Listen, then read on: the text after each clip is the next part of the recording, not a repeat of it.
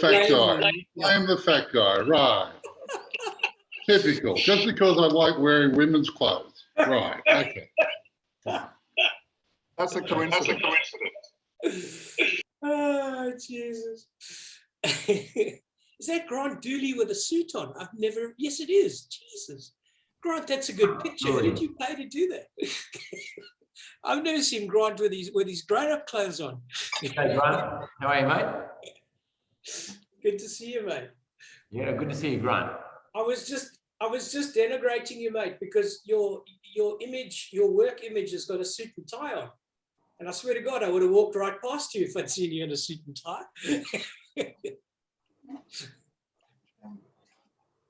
Just in casual wear now. Casual wear. Hey, how are you? Good to see you, Rachel. Hey, Rach. Hey, everybody. I'm just hiding. Let the experts take over. You also look quite rugged up there. Oh, it's freezing. And it's also raining in Sydney. So, guys, if you wouldn't mind lining up all three Chardonnays, what I'd like to do tonight is to compare them, because I've been able to hold off tasting them, but the phenolics are absolutely fascinating. So it's going to be great to ask Steve to walk us through that bit of it. I was just saying to Steve before we kicked off, this is the first time I'm getting to taste the Ocarina, which I believe is a multi-regional blend. Is that right, Steve? That's correct, yep. And multi-vineyard blend. Multi-vineyard, yeah. Sorry, I'm just going to pin you as the main dude so we can get as much coverage as possible. Yep. There we go. So that in itself is super interesting, because it's to borrow a parlance from a very good friend of mine, it's a super blend of various single vineyards. So maybe, Steve, before we actually start tasting the Chards, if you could maybe highlight for us the difference between the 18 and 19 as vintages, that would be super interesting, because many people were tasting with us when you were here last. And good to go now? Everyone's ready? Yeah, it's good. Great. So 18 was warm spring, warmish kind of summer, and, you know, a moderate sort of ripening season. So 18's full of like juiciness and flavor and, you know, all that, I guess, you know, not so much sunlight like some of the warmer years, but just everything appeared to be in a really nice, moderate, but kind of on the warm side balance. Crops was good, you know, not crazy, but good, solid crops. When it came to 19, I think, the other thing about 18, we've had a couple of really interesting rain events that just kept things rolling along. 19 was probably a similar spring and summer profile, but the big difference was summer was very dry. So, you know, the whites are a little bit more phenolic. They're a little bit more about their substance and tannin and yeah, just dry matter, and fairly firm acidities as well. You know, 18 was like a bit more sunlight, rain, sunlight, rain. 19 was the slightly lower temperature in general, but very, very dry. So we're sort of putting 19 down as one of the great years across the board, probably more so reds than whites. I think when it comes to great white vintages, we need a bit, we need slightly cooler temperatures like we've seen in 20 and 21. Mm-hmm. But, you know, we're pretty happy with 19 across the board, particularly because in the whites, we got into that white peach spectrum of fruit, still with a bit of citrus in the higher altitude vineyards. But with the Pinots, we got that sort of dark brooding colour, and we got into that sort of, you know, cherry pip zone. Whereas in 18, I just feel like in 18, we didn't quite get to that same elevation or peak of brightness. Yeah. Yeah. Both very good years, so I'm being pretty critical.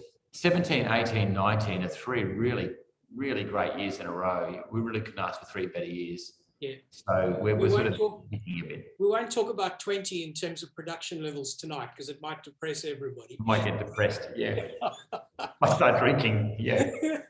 So let's enjoy what we've got. So maybe Steve, if I've done my homework right, the Wombat's your highest altitude of the three. Correct. 400 meters. 400 meters, yep. And 400 meters in the Yarra Valley is pretty high. That's pretty marginal when you get to 400 meters. Yep. And then the Applejack is also relatively elevated. It's off the valley floor at around 300. Am I right? I think. Correct. Right. Yep. All right, that's all the homework I've done. So from here on, I'm just making it up as we go along.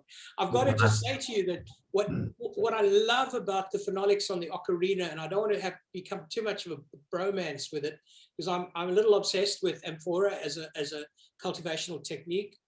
Generally speaking, in my experiences out of South Africa, where they work a lot with amphora with Chenin Blanc, what it lends is a whole lot more of a textural matrix to the wines. But certainly what I'm seeing tonight from the Ocarina, jar number 2, is this wonderful minerality that really sets it apart from the other two. There's a cleanness and a clearness about the phenolics that I really love. Yeah, like, I say to the guys in the winery, we're not allowed to use the word minerality. It's too easy. But I think you can be forgiven for using that word in this particular wine, because it's got that, well, for me, it's purity as well. Like, that's what Chardonnay tastes like when it's not confused or encumbered by oak. And, French oak works beautifully with Yarra Valley Chardonnay. But when you put it into clay or even concrete fermenters, you just see this sort of chalky purity that seems to make the citrus and the sort of white stone fruit really sing. And you're right, Rob, like it does bring out like a phenolic or almost a tannin in the white wine. That just, you can really, when you put that same juice into your French oak, it kind of binds up with a bit of, all the sweet oak lignin. So I find that just, for me, that's a really simple being a real positive thing, pure, minerally, intense, striking Chardonnay. I just love the Ocarina, and we do one clay egg from every vineyard. So we do 5 eggs. So we press the best juice into each one. We let them ferment. They settle really beautifully because the clay fermenters are quite microporous. Right. So once the fermentation's finished, the wine settles brilliantly clear. And then, in about July or August, about 3 or 4 months after harvest, we will decant that clear wine into a tank, give it a chill, and bottle it by gravity. And it's ready to go. So what you're saying, in other words, Steve, is that the Ocarina is almost a first growth expression of your single vineyards. Is that what you're saying? You're picking it's like, if you're a musician, it's your best of album, that one. Yeah, as a dodgy salesman, I just love that. It's such a fantastic way to sell it. Just a quick question for Steve. Steve, what led you to this? What was the inspiration or the thought process behind it? Because clay amphora go back probably 2,000 or 3,000 years. Right back, Grant, to the beginning of winemaking. In Georgia, and I'm not that deep a thinker, but a mate of mine in McLaren Vale, Pete Fraser, had been using it to ferment Marsanne and Roussanne. And I'm not sure if you're into Marsanne and Roussanne, but they're very savoury, kind of juicy, almost like they're quite big white varieties. And I tasted Pete's wines, and I was like, wow, there's a lovely purity to those wines. I've never seen Roussanne and Marsanne expressed quite like that. And he was like, yeah, it's the clay fermenters that we use. So I was thinking, well, what if we were to put Yarra Valley Chardonnay, which is already quite elegant and striking and minerally, into a fermenter like that, to see what it does. And that's the kind of wine it produces. Yeah. Year in, year out, regardless of the vintage, the clay ferment Chardonnay is like a really interesting kind of snapshot of the year, because it's a little bit. You're right. It's a very clear expression of vintage. That's what Chardonnay tastes like. When people want to know, often people go, Chardonnay, it tastes like kind of oak, and there's these other sort of things that are confusing, but that's pure Chardonnay tastes like. Really sensational. Yeah. It is. In terms of cellaring, Steve, what's your? I know from the South African experience and elsewhere in the world that I've tasted clay ferment used, like in Spain with Grenache. How does it impact the cellaring? Does it have a fundamental effect on the cellaring projections of the wine? Great question. I don't really know the answer to that. We've only been making this since 17, and my response to that question, because it gets asked a lot, and it's a fair question, is like, I feel like it will cellar very well because it's got a low pH and it's got phenolic, and there are 2 things that are very good for preserving wine. But then I think, it's such a vibrant, minerally striking wine full of energy. Why would you bother? Why on earth wait? 100% agreed. Yeah. The one thing that I'd share on that is that the Grenaches that I've tried out of Priorat, I was lucky enough to do a library of them a couple of years ago. Yep. So maybe it was 8 or 9 years. And the one thing I took from that experience was the freshness of the fruit remained far longer than I expected. So there was this primary fruit freshness, and I was left with exactly the same thought. Why on earth is this taking up cellar space for 7 years when it's delicious anyway? That's really what I got to.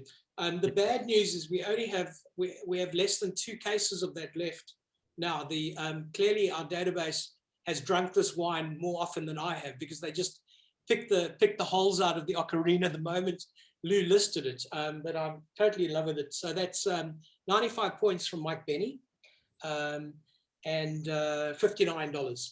Let's maybe look at 1 and 3 now, the Wombat being 1 and the Applejack being 3. Those two as a pair, yep. That's a great pair to do, actually, because what we're looking at is 2 high altitude vineyards. But with the Wombat Creek, we're looking at red soil, almost the color of your shirt, Robert. Oh, right. Yeah. And with Applejack, we're looking at grey dirt. So, you know, almost the color of my drinking shorts. My shirt, which is kind of, you know, oh, you got it. You know, it's like, it's grey, it's pretty boring, it's low in nutrient. So you've got very, very different mediums in which these vines are planted, and that's significant because both the wines are made effectively the same way: hand-picked, chilled, whole bunch pressed, wild fermentation, large French oak, so 500-litre puncheons. So really, it's in some ways a little bit of a scientific experiment. You're looking at, you know, red dirt on the left, Wombat Creek, and grey clay on the right hand side. Right. So just I think what I'm picking up straight off the bat is that the Wombat's leaning for me into lemon lime expression on the nose, particularly, and the Applejack is leaning into a far oily glycerine type impact on the phenolics and more evidence of oak on the nose. It's actually a bit broader and more generous on the nose and the palate at this point. Yeah. And, you know, one little sort of side note is I think there was 1 more new puncheon in the Wombat Creek. So the well picked up that the Wombat Creek is just showing a touch more oak. I think we had 1 Mercury barrel that we really liked, and it got included into the blend. But yeah, that 19 Wombat Creek Chardonnay is one of my really, it's gorgeous. You know, there's a sense of nimbleness about the wine, which is separates it also from the Applejack. Not to denigrate Applejack, but certainly their personas are very different from each other. The Applejack's got almost a Chablis kind of character, and the Wombat Creek's much more Burgundian. And I hate using French terms, but I guess on that Wombat Creek too, something worth noting, like that's a cold vineyard. In every sort of 3 or 4 years, we see snow on that vineyard, so it's pretty high altitude. 420 meters. But the really important thing is that red dirt, it's soft, you know, it goes down for about 8 or 9 meters. So when we've done a root profile or a vine root profile up there, you know, the soil, you can dig down like 3 or 4 meters. It's the same stuff. When you're at Applejack, it almost takes a pick to sort of bust open the dirt, and it's just sort of ironstone, clay. So the vines are working much harder at Applejack. They're doing it a lot more easily at Wombat Creek. They're consequently producing, you know, quite different flavors. And, you know, you might like one over the other. I like them both, but it's like having 2 children, right? They just have different personalities, and they're delicious. Beautiful children. They're both beautiful. Yeah. All right, Steve. What's the difference in altitudes between the 2? Wombat Creek on the left-hand side is 400 meters. Applejack's about 300. So, you know, a bit lower, but still pretty, in Yarra Valley terms, pretty high altitude. Yeah. Okay. And do they what do they face, as in direction-wise? Both facing northeast. Actually, that's a good point. Okay. So they're getting that sort of like morning and a bit of afternoon sunlight. Facing northeast, they don't get that sort of western sunlight intensity. I've always been a big Applejack fan, so you know, my wife and I was having a debate here actually about. Steve, there's a question here because we've got a couple of Applejack fans here as well. The question is whether the difference between the Wombat Creek and the Applejack is pure terroir, or are you messing around with different oak treatment as well? Good question. And but the difference in oak treatment is only Lou, one new barrel that's in the Wombat Creek that probably makes it just look a little bit more oaky as a young wine at the moment. But yeah, they're both our oaks. Taranto and D&J, and usually sort of between 20 and 30% new, and I think maybe at the Wombat Creek, it's more towards the 30% brand new oak. Yeah, but large. Cheers. I would say, Steve, that one of the things that binds Wombat and Applejack together is this nuance of stone fruit, of white stone fruit. It actually seems to be in all three. But it's kind of interesting to see that as a common denominator, as you mentioned a bit earlier. Yep. That's something that seems to prevail all the way through your portfolio for the 19s, right? Yeah, white stone fruit is a real Yarra Valley Chardonnay trait. Yeah. And the other one that we see in the cooler years is we see this lemon curd. Right. So if I see lemon curd, white stone fruit, sometimes a touch of grapefruit pith. Yeah. In a blind tasting, I'm like, that's Yarra Valley. Yeah. I actually think James identified yellow grapefruit in let me see if I can find it. I think in the Ocarina. No, in the Wombat. Yeah, cool. Good call. Yeah. Well done, James. Yeah. Well, I'm not going to put that to a vote because I actually think they're all bloody fantastic in their own right. But let's move now towards the Pinots. Yep. And see what everybody thinks. Guys, one of the great luxuries of drinking alone is I get to do a retrospective later. I'm particularly fond of tasting Chardonnay about 45 minutes after opening it, and just to have a look and see how it's evolving. If we were living in a cooler climate, I would decant Chardonnay at home, but we're fighting against the problems of climate. Is that my mobile going? Yeah, let me just kill that. Sorry. I've got clients who have no problem calling in the middle of the... If they're buying wine, you better take the call. Yeah. All right. So lining up these three. Applejack. Yep. Tarraford. So they're going to be completely different wines. Yeah. And the one thing I want to just point out to anyone who gets too excited about the final wine, it's sold out until we do another shipment in a few months' time. There's a waiting list under the link if you decide that you want to go for that. So yeah, I'm going to blame Rachel for that. Rachel's your fault. Yeah, thanks, Rachel. I'm here. You think I'm not listening? I think I can rustle up a little bit more wine for you if you'd like to order it. Yeah, anyway, we'll get to that at the end of it, but the 2020 is coming up for release in September, yeah? Absolutely. All right. In the meantime, for everyone on the call, what's happening with the Harry's Monster? Yep. We've got some on order that'll come in whenever we can next move a shipment. For the rest of the 19s, what we haven't got in stock, there's not a hell of a lot at the winery, but if you do need something, as Rachel said, she will do her level best to find some for us. Thanks, Rachel. On your Rachel. On your Rachel. So I just want to say that probably one of the reasons why the Applejack Pinot is my favorite from your family is probably this kind of lush, there's the element of musk and incense that I seem to always identify in Applejack, especially after about a year. It managed to, those kind of phenolics is something that I really lean into when I get into Applejack. My biggest sadness is that it sells out almost immediately. I understand that there's no more of this 19 at the winery. All we have at the moment is the few cases left of this 19 now on hand. There's this kind of disconnect, Steve, as the Yarra Valley increases more and more in popularity, where we and it's probably not a bad thing, is we have to lean into what we as consumers think of the wines rather than wait for the critics to publish. It's quite interesting, this lag between publication of ratings and what have you has become quite extreme with labels as popular as yours. And so what we're looking at is a really timeless example of looking at the 19s, but they are actually sold out already. As a consumer, I used to find that incredibly frustrating, but I guess it's a great luxury to have as from a producer's point of view. It's a difficult one. Like, we are, well, particularly up until we got involved with Jackson's, which is an amazing evolution for us. We were a little tiny, family-owned wine company, and there's this challenge of balancing cash flow and trying to hold the wines back as long as you possibly can. And to be honest, like over the last 15 years, we have probably evolved our style a bit to be the kind of Pinots that look, fresh and lovely as young wines, but interestingly have this kind of cellar potential as well. With they look beautiful at 10 years of age as well. And so we're in this kind of like really cool place at the moment.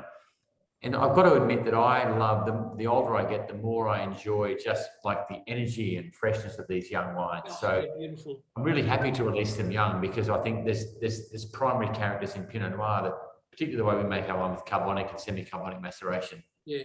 Are so attractive when they're young, and they also contribute quite a lot to this sort of to the mouthfeel and give you that lovely viscosity. But that wine will comfortably put the 19 away for 10, 15 years. Yeah, but it's so glorious as it is right now, Steve, because there is this vivacity of young fruit about it, but it's sliding into that beautiful, oily, wonderful flow that Applejack really gets after about a year. It's at a very interesting juncture right now for me.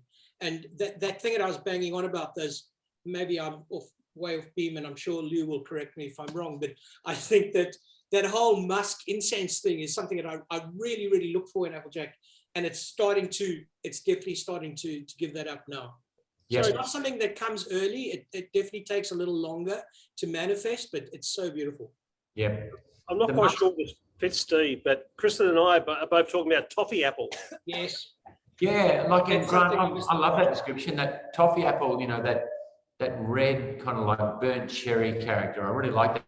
Yeah. As a description about Pinot, and that's very much an Applejack character. Toffee apple, Fantastic. rose petal, potpourri, and then you've got this underlying a little bit of earthiness that's, a bit of umami. Sometimes it's a bit truffly. The 20's very truffly and brambly. The 19's more kind of like, because we had a bit of extra sunlight, more just pure fruit. I would actually argue that the 19 has this clean, this pure expression than 18 for me. Thinking about a year ago at 18, there's something really clean and balanced and finished about the 19 that I think is a step up from 18. I really, really love it. Yeah, I think so too. I think the 19 is one of the best Applejacks we've done. Won lots of trophies and awards over here. I see here top gold and trophy at Yarra Valley wine show, which I guess is the most important one for you guys. It's the most important home game. I'm told, my football mates tell me that if you lose a home game, then the followers don't watch anymore, which explains why Lou's Geelong team is forever losing popularity. Oh, come on. There's no need for that. No need for that. But to your point, the must stick element, if you remember as a kid, especially growing up in Australia, the must sticks you used to get from the corner shop, right? A cent each. That's what I get on the nose of this thing. It just reminds me of childhood every time. Lou, that's interesting. No, I put the 2018 in front of mate recently, and he said must stick. Oh, there you go. Yeah. He's probably got psychological problems, but apart from that, yeah, cool. Well, look, keep rolling, jump on. I mean, keep that in your glass. Put the Tarraford Syrah in the glass next to it. Yeah, let's do that, because the one takeaway from the Tarraford is vanilla. That's the one thing I got on the pour this morning, and it's still manifesting there. Is that a function of oak? Have you done something more new French oak than before? Anything unusual? Yeah, a fair bit of like whole cluster or a whole bunch of fermentation in that wine too, which, when we do increase the new oak and the Syrah compared to the Pinots, like we're probably going up to sort of 35%. Oh. Because the whole bunch of fermentation seems to really suck up that oak. Yeah. It's a very deep, it's kind of brooding for me. It's kind of big and muscular. There's a question from Chong, and it's a really cool one. Thanks for that. If you were to differentiate Applejack, just to go back to the Pinots for a second, how would you compare Applejack with your 4 or 5 other vineyards?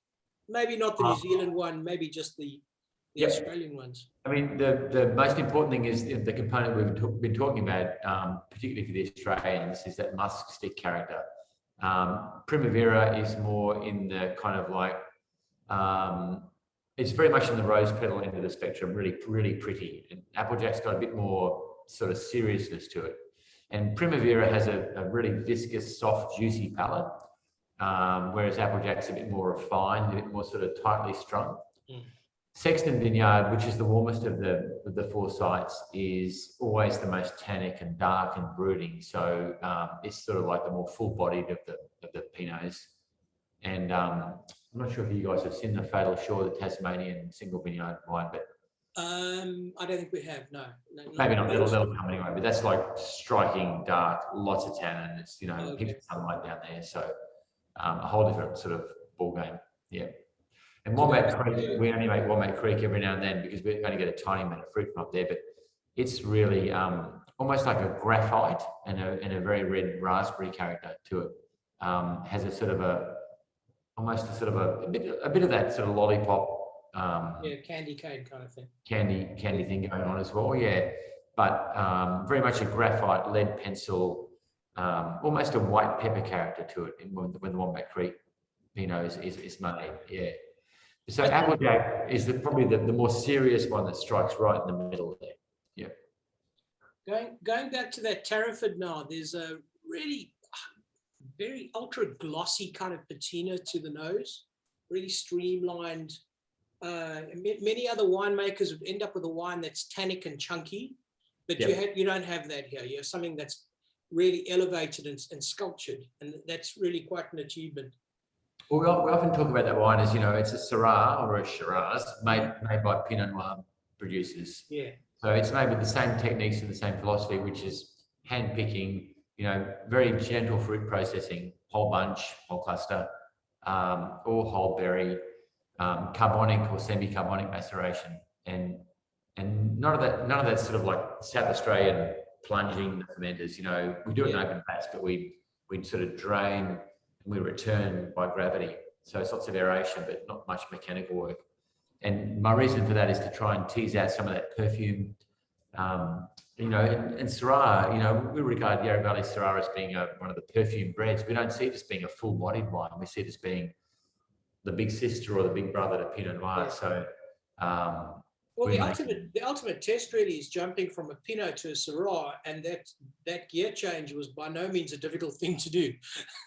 And there's many other wineries where you'd need a Cabernet and a Malbec in the middle. Otherwise, it was that evolution is really quite a simple one. I remember last time we were together, I was threatening to get you and Gary Farr to sit down and taste your Syrahs together.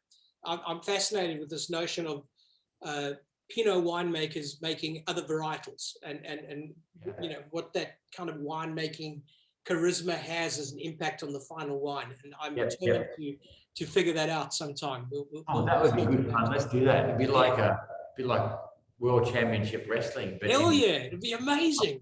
We're going to need like compares. We'll need judges. It's going to be very complicated. We'll work it out. Yeah.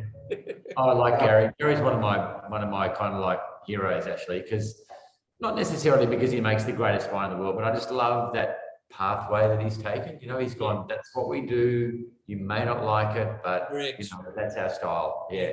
I think from even back in his Bannockburn days when he clearly upset the owners of Bannockburn, which is, I'm a big fan of that, and went his own way and made Wine by Fire instead.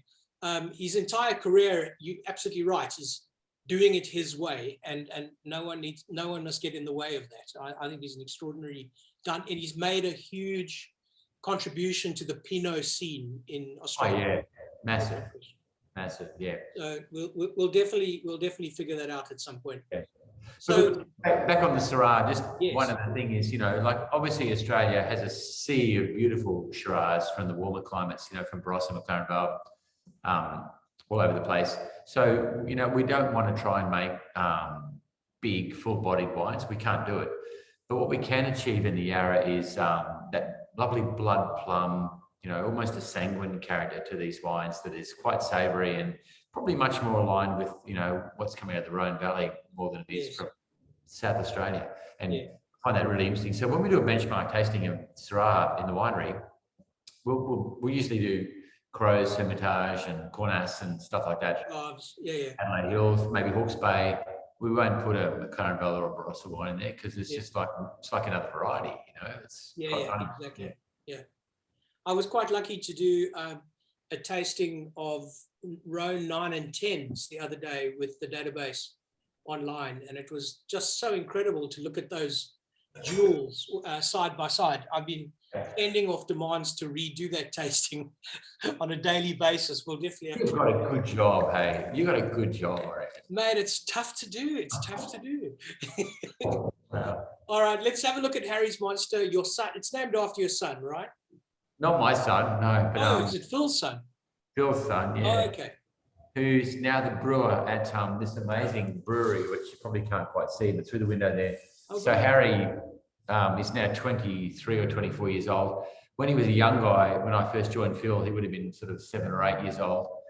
Up at the top of Sexton Vineyard, in sort of over on the really gnarly rocky hills, there's we've planted Cabernet, Merlot, Petit Verdot, and there was a bit of Cabernet Franc. So all of those varieties were planted up on, this sort of dry, sort of northern exposed rocky hill. And when Harry was a young kid, he didn't like going up there because he thought there were monsters up that end of the vineyard because you couldn't quite see. So his mum made a sign that said no monsters allowed. Yeah. So it affectionately became known as the Harry's Monster Block. And that pretty much was all the Bordeaux varieties that, were planted up there. So sort of cool name for the wine was Harry's Monster. And, it's in a claret bottle, which is a bit unique for us. Yeah. It's always based around the strongest variety. So we'll look at all of the different components. They're all picked and fermented separately. And generally speaking, it's always what's often the Merlot that's the most striking or dominant part of the blend. So we'll choose the best components and then we will build the wine around that. So everything's kept separate in barrel. By about November of the vintage year, we'll put everything on the bench, taste them all and go, okay, Harry's Monster is going to be, 3 or 4 different components of Merlot, 2 of Cabernet, 1 of Petit Verdot, and 1 of Cabernet Franc. So have you actually made a Merlot dominant Harry's before? Oh yeah, I think that 19 actually is about 55 Merlot. Really? Oh, that's so 40 fascinating. Cabernet. Yeah. No, it's really amazing because my first uptake from that was I'm not seeing Cabernet. I was thinking the Verdot's definitely making a point, and if there's lots of Merlot, it's super, super good Merlot. So yeah, that's really Merlot grows beautifully in the Yarra Valley. The only issue with Merlot is that it sort of lost its appeal a bit thanks to that film. What was it called? Sideways. The Yarra makes beautiful Merlot because think about it. It's cool to moderate climate. We get this amazing Indian summer, so we'll have Pinot and Chardonnay picked and fermented and pushed away. Yeah. And then the Cabernet and the Merlot sit out there till April. Yeah. Just sitting there in this lovely kind of autumn temperatures and cool nights, and they just sit there chugging away. So when we pick them, the seeds are crispy, biscuity brown. Yeah. We almost always do long maceration. We might leave these wines on skins for 6 to 8 weeks. Yeah, and we get these lovely kind of claret Bordeaux style wines that, again, to use the French expression, I probably would align them more with stuff out of Europe than I would with sort of South Aussie, or Coonawarra. And when Phil first came to the Yarra, I know he was really inspired by what was being done at Yarra Yering and Mount Mary. Yes. So, he wanted to grow Pinot and Chardonnay, but he put a bit of Cabernet and Merlot in the ground as well. Yeah. I mean, I guess there's a kind of regal component to this Harry's that I really, really love. And that really is an expression that very seldom comes from Cabernet in Yarra. It has to be the Merlot that's driving that. Then for me, there's a wonderful tight perfume, which I'm pretty certain is contributed in part by the Verdot. I'm not sure of the actual blend percentage, but a really sexy product. Really, really glorious. Yeah. The Merlot is responsible for that juicy mid palate. The Cabernet gives it a few of the little peaks. Yeah.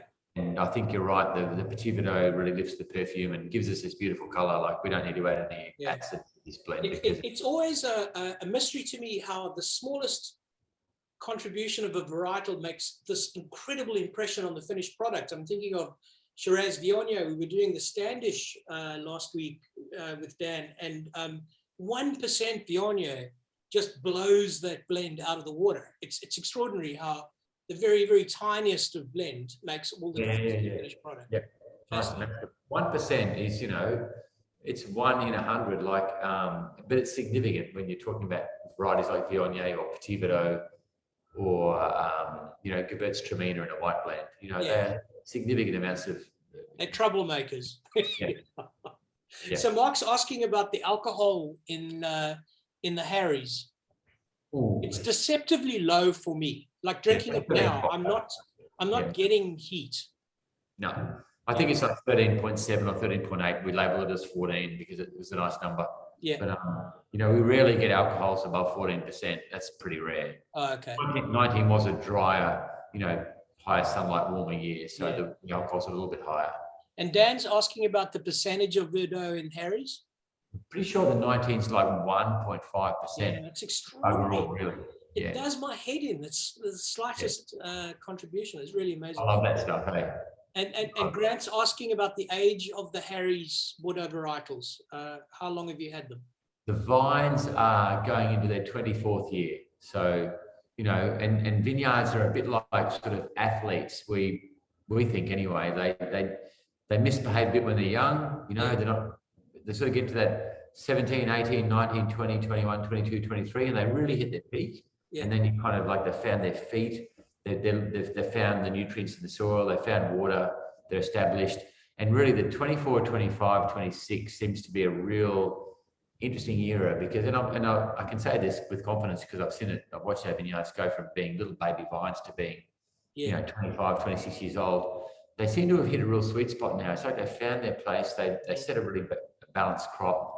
We don't need to do any thinning. We do a bit of shoot thinning, but that's just to allow a bit of light interception. Yeah. And I feel like the next sort of 10 years are going to be the really great years. Well, it's interesting you say that, Matt, because Matt Dillon was talking to us online just a few weeks ago, and he has exactly the same perspective. He says that now's the time for his vines at Bindi.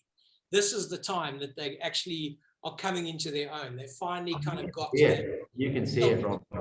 They are, when you walk through the vineyards now, they are comfortable and they throw a really nice, solid, dark green canopy. And, we're putting a bit of compost and a few goodies back in the vineyard, but we're not feeding them anything. Yeah. They just seem to be like, yep, we're happy.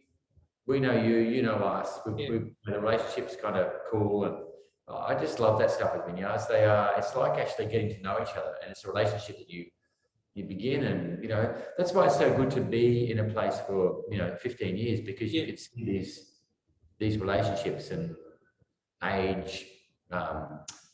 I guess the definition in vineyard seems to become a bit clearer. Yeah. And I'm just wondering, Steve, if that's the same metaphor that one uses. One waits until one's children get to 25, because Lou's got a few under that age. And maybe that's your benchmark, Lou. They just got to get to 25 and then you're good. No. That is not, in fact, the case. My 28-year-old, who I thought was off the balance sheet, living in London, just tapped me for £500,000 for a house in Twickenham. Oh, so no, it's a disaster. Anyway, Steve, the question's being asked about the blend of the Harry's Monster. What's the take a punt. 55, 44 Cabernet and 1.5% Petit Verdot. There's no Cabernet Franc in the 2019. Yeah. I've got to say that this Merlot is one of the most interesting expressions outside of James Irvine Merlot that I've tasted in years. I really want to actually throw that down, because for me, being an old school Australian wine drinker, that was always the benchmark Merlot. Merlot, yeah. Yeah, and I'm not sure if I could think of another expression quite as fine as this. I'm really very jazzed. Yeah. I agree. That's very much a Merlot. You know, I smell Merlot in that straight away. And the Cabernet is in the background, just, you know, tucked away, that sort of Cassie's kind of brambly thing going on, but it's very much a Merlot wine. Yeah. Really gorgeous. And, you know, I would say comfortably, if someone said, you know, what's the selling potential of that wine? I reckon that's a 20-year wine. Oh, plenty. Yeah. There's tannin, the pH is good, 3.5. It's in a good zone. Like it's, you know, that's the wine to sort of shove in the cellar and try and forget about if you can. Anyway. Yeah. I mean, the one thing that I would probably say about both the Syrah and the Harrys is this harmony. The varietals are just beautiful. They're speaking to each other. They're in a really, really incredible position. I'm really delighted to see these two. Yeah, it's nicely put. Yeah. And thank you very much. And that is a lovely thing to say about our wines, you know, because if we can achieve harmony and balance, that's, you know, that's nirvana for us. Yeah. We can always do better, but I mean, in every single vintage you get thrown a few woolly ones by the weather.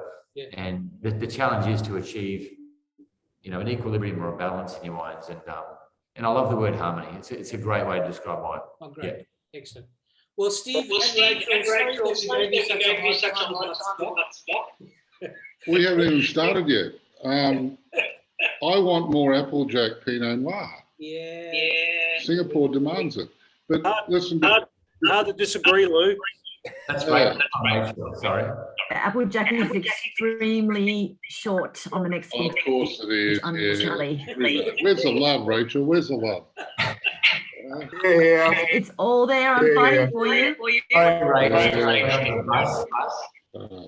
Now, listen, before we let you guys go, talk us through 2020, what we should expect. We know that yields are down pretty nastily, but what are we seeing in terms of expectation of the vintage itself, the quality, etc., Steve?